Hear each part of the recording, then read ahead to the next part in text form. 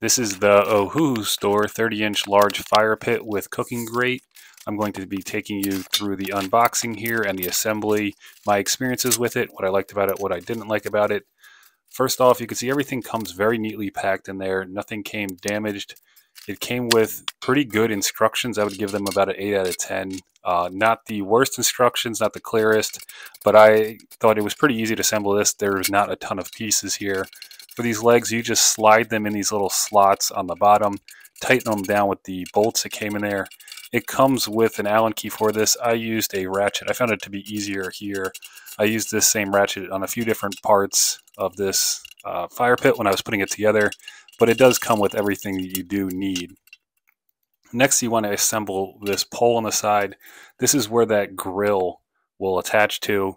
And this is one of the features on this that I really liked. And part of the reason why I bought this one is because it has this grill feature and you can just swing it to the side when you're not using it.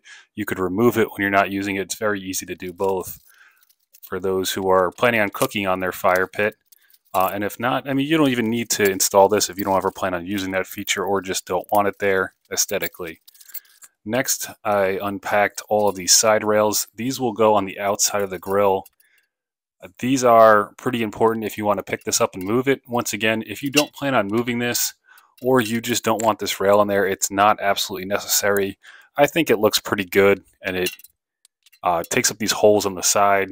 I plan on moving this back and forth a lot. When not in use, I put it to the side of my yard. When we are using it, I pull it back out.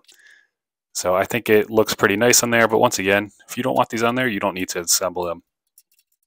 It was pretty easy to do all of these. It's just one bolt. Also on the inside, you're going to put these little hooks, which will hold up the lid when that's in place.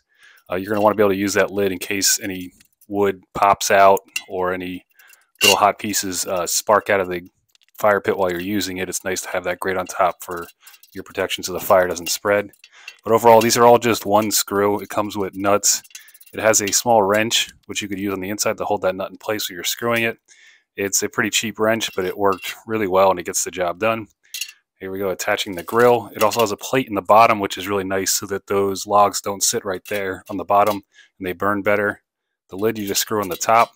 And finally, the nice feature with this is it comes with a nice fire pad, circular fire pad, which you could put underneath the fire pit so it doesn't burn your grass. Comes in a little bag too.